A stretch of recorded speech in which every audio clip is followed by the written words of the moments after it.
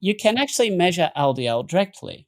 So, and that's very easy. So when the LDL gets oxidized, these little surface proteins actually denature, they actually shrink, they change their structure.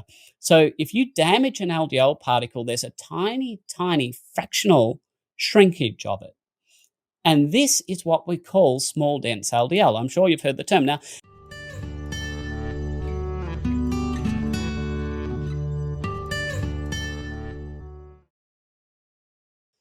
but it is measurable. We can actually measure it. Japanese scientists, way back in the 90s, they've actually figured out that when you actually have sugar binding to the LDL particle, it denatures these proteins and lead to a shrinkage. We've actually got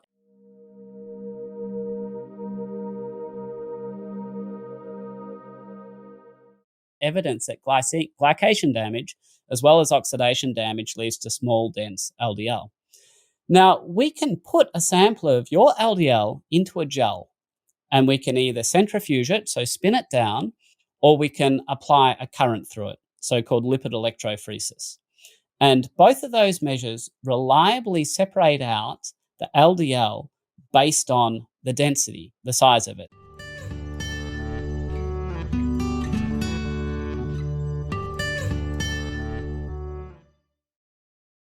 And we can actually then see how many different LDL populations you have.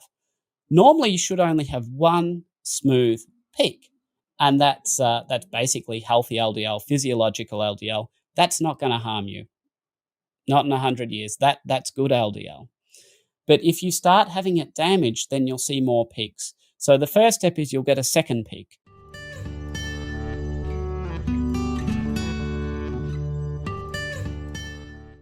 And my clinical experience is that when I correlate people with two peaks with something called a coronary artery calcium score, which is a direct measure of calcification inside the vessels that correlates very tightly with heart disease, that having a second peak doesn't seem to be overly problematic, but it's obviously not ideal. But once you start getting 3 peaks or 4 peaks or 5 peaks, then all bets are off. Then we start seeing significant atherosclerotic burden.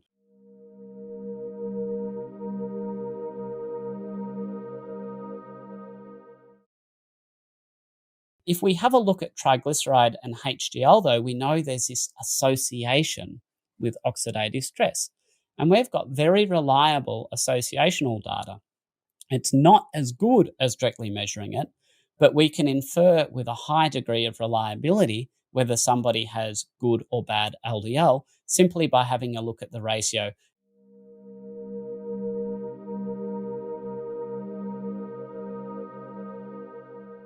And we do something called a triglyceride to HDL ratio. We divide the triglycerides by the amount of HDL. And I've actually got a couple of lectures online where I talk about this and talk about what thresholds are generally associated with what we call a pattern A LDL pattern or a non-oxidized LDL.